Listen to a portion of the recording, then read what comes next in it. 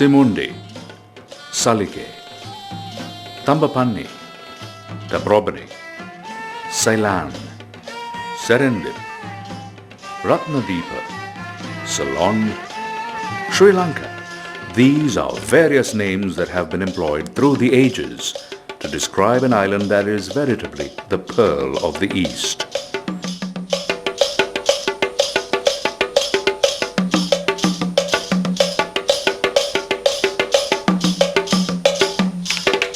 Pliny, the Roman writer of the 1st century, recorded in his annals how he had heard of the island, which had 500 villages, as far off as it is, seemingly as it were cast out of the way by nature, and divided from all this world wherein we live.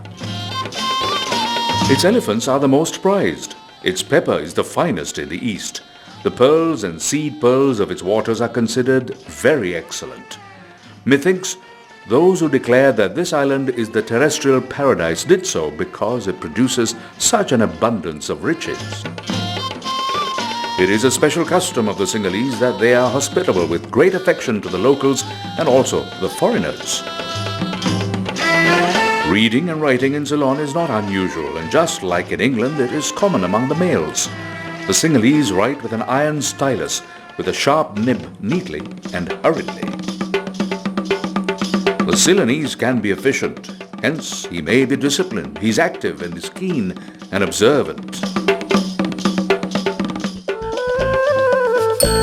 Whatever the manner of perception or introduction, it would be in truth that Sri Lankans are known to be educated, intelligent, and well-mannered. Such qualities have been nurtured through 25 centuries of virtuous teaching and a culture that has wrought such expressions from observers and visitors to this island.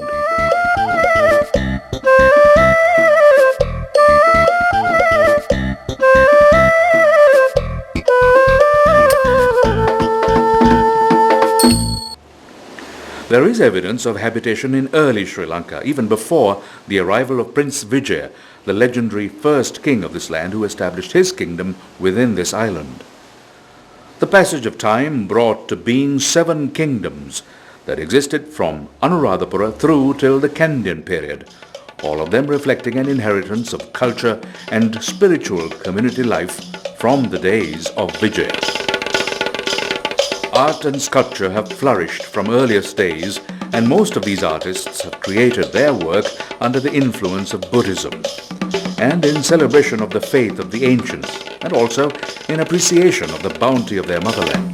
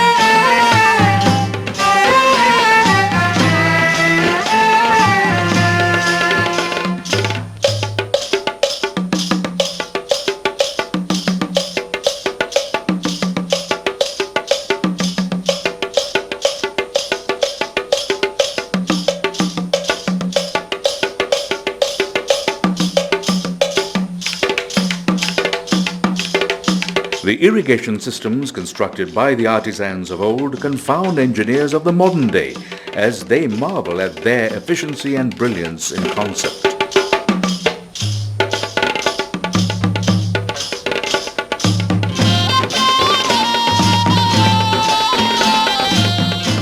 Veritably, Sri Lanka seems like paradise. Verdant mountains that reach to other skies, streams that sustain the earth, the forests that decorate the environment, the flowers in their number as they scent the atmosphere, and fruits that delight, and a variety of wildlife and fauna that dominate the skies, the land, and the waters.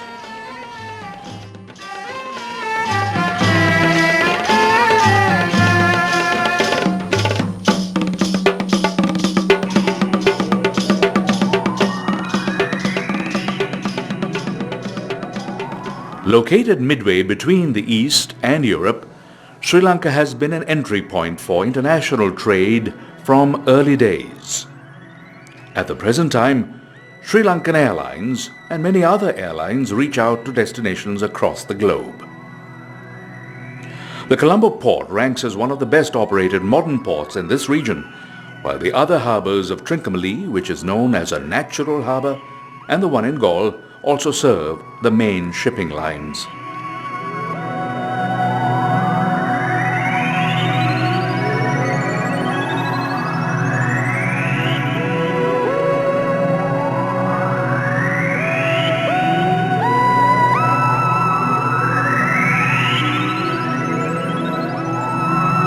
Tea, rubber, and coconut have for years been the staple items that have been exported from this country and by which it earns.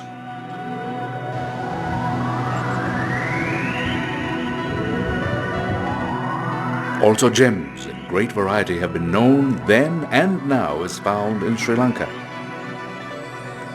Ready-to-wear garments are produced in large quantities, and since the 1970s has been a vibrant industry that has helped ease unemployment while also contributing to the economy and the earning of foreign exchange.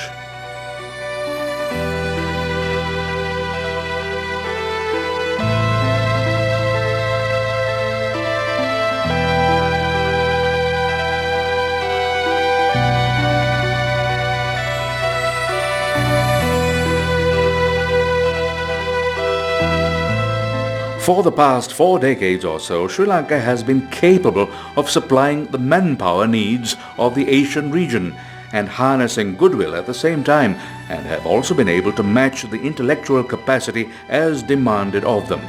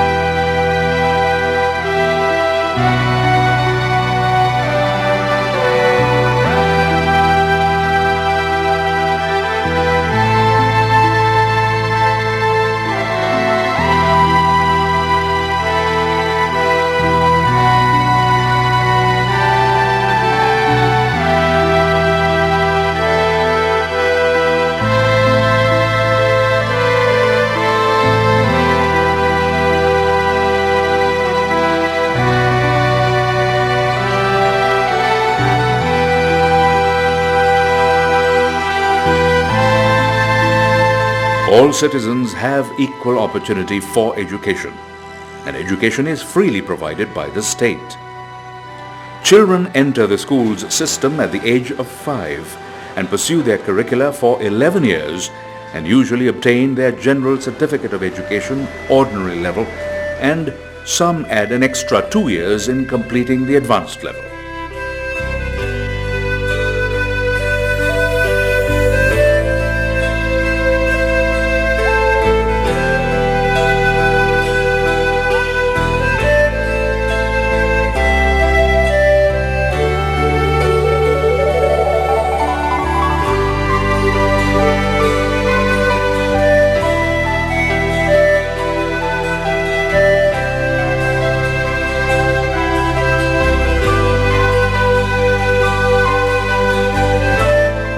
There are 13 national universities around the island with 7 affiliated institutes of learning and 6 postgraduate institutes.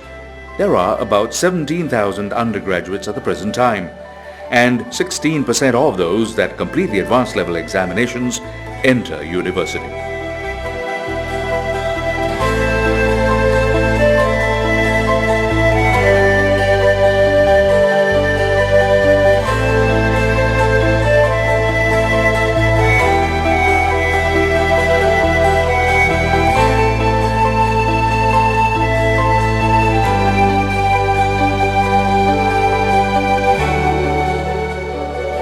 Sri Lanka's annual budget for education is 2.5% of GDP, and schooling is popular, for the country boasts of at least 80% literacy.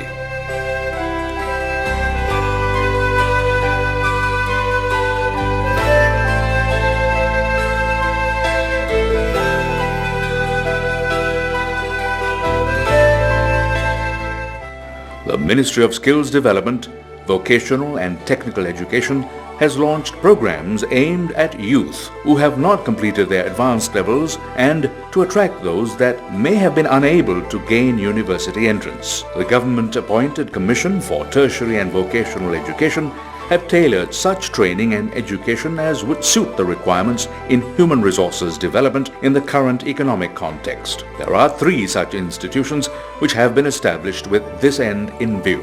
One of them is the Department of Technical Education and Training, which includes the initial establishment located in Maradana in 1893 and now encompass other technical colleges and affiliated institutions which make a total of 36.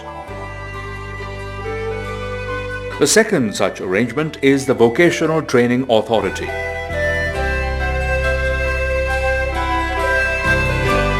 While the third such is the National Apprentice and Industrial Training Authority. These 3 institutions in coordination have several urban and rural centers.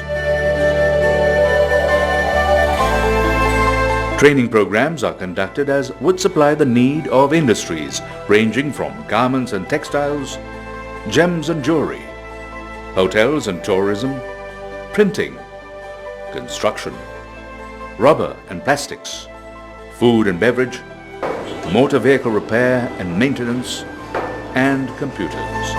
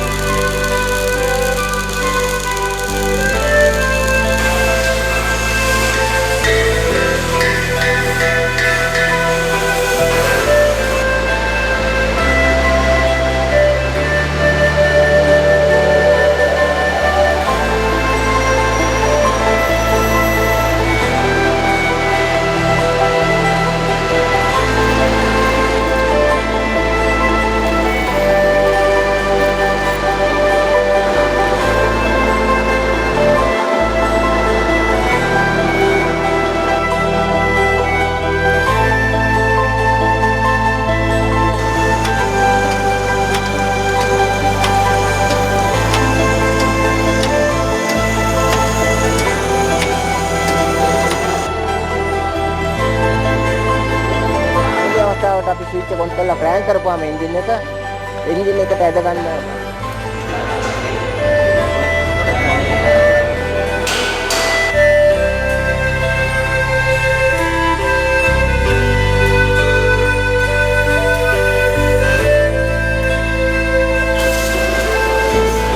It is also noteworthy that a number of overseas institutes have been involved in the conducting of these programs of study and training. About 25,000 youth undergo such training annually and emerge as those equipped with professional skills.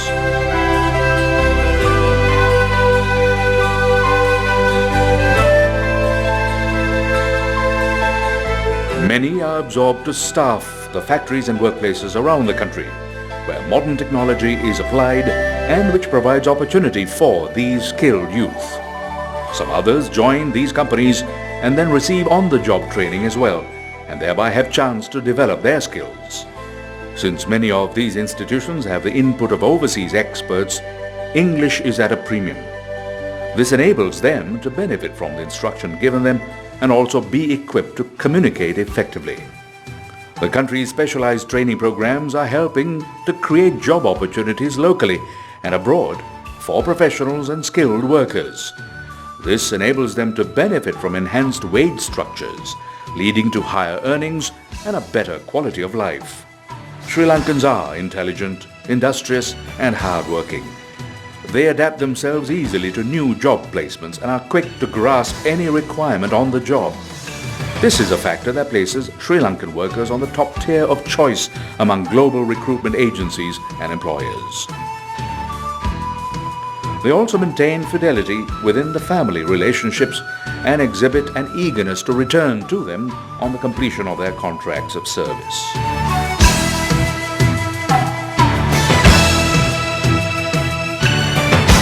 The opportunities for Sri Lankans to be employed in the Middle East began to open up in the 1970s, and by the mid-1980s had reached a peak in terms of numbers travelling there for work. At the time, this was one of the most effective ways of enhancing the national economy while easing the burden of unemployment. In time, a more secure climate for employment and also setting up a monitoring mechanism to protect the interests of employees was also very necessary.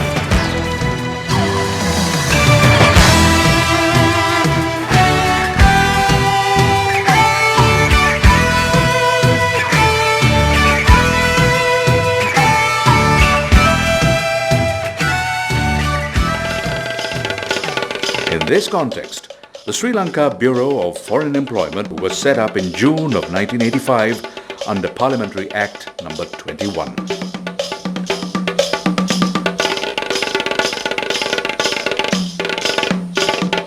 Sri Lanka Bureau of Foreign Employment was established under the Act of Parliament in 1985, Act number 21.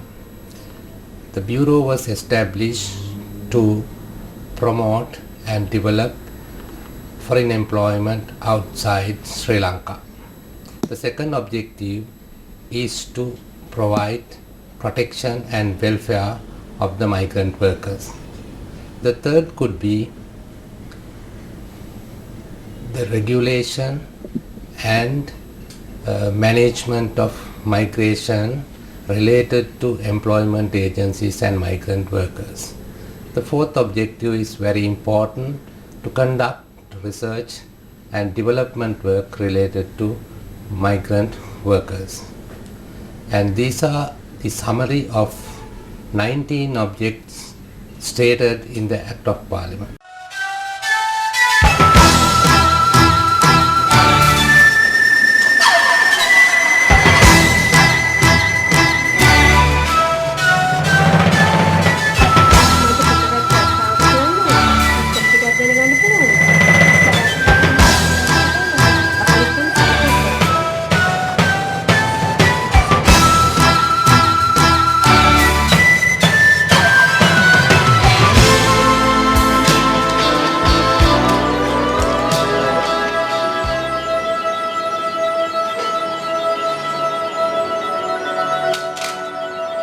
There are over 500 licensed private sector recruitment agencies, and one which is managed as a government agency, all which take care of recruitment of Sri Lankan people for overseas occupations.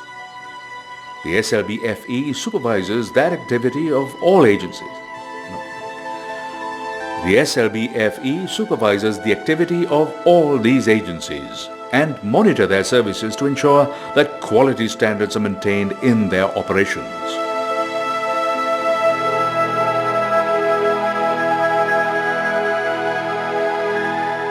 There are centers that are scattered about the country.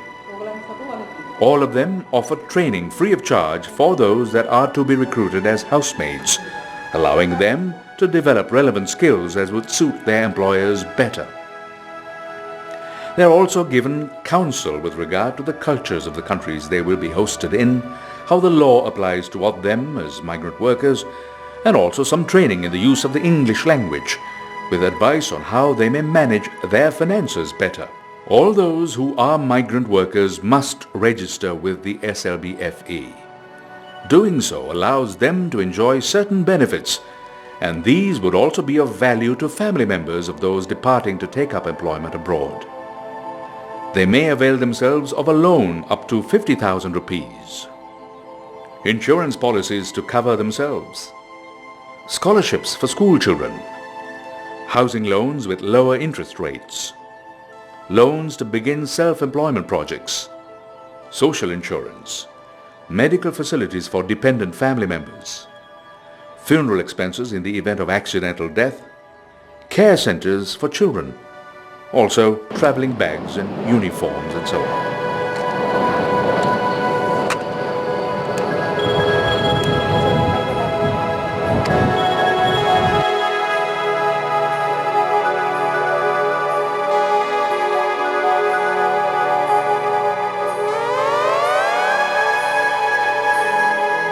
Bureau intervenes in the event of problems that may arise in their workplace which need urgent solutions.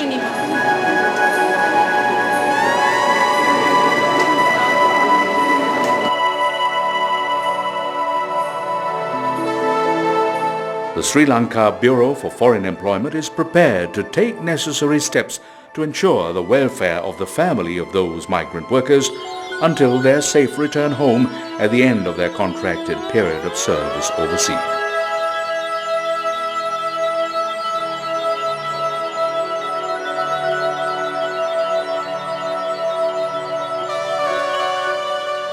A welfare centre nearby the Rathnayaka airport is called Sahana Piasa and is meant to offer assistance to those that return home after working overseas.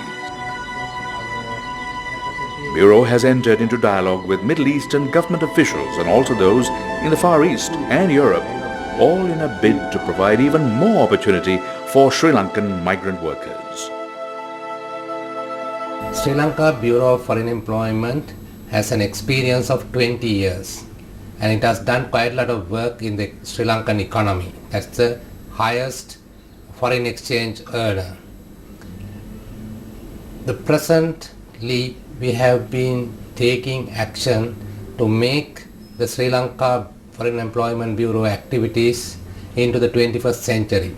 So we are updating our activities every day based on the world situation with related to political and economic changes.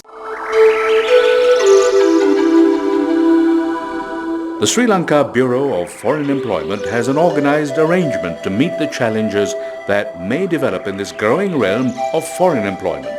For anyone who wishes to obtain vital information and advice relevant to overseas employment, the Sri Lanka Bureau of Foreign Employment would provide the most comprehensive service. You would be well advised to seek all information regarding the country you hope to be employed in and also proper recruitment procedures prior to your departure by communicating with us. We provide a prompt service. You could also obtain the requisite information from a Sri Lankan consulate or embassy in your country, where special representatives stand ready to be of service to you. Yes, Sri Lanka can provide a range of skilled personnel, from professionals to those who are highly trained and educated, and others that have trade skills and experience, and even those that are unskilled. Sri Lanka is dedicated to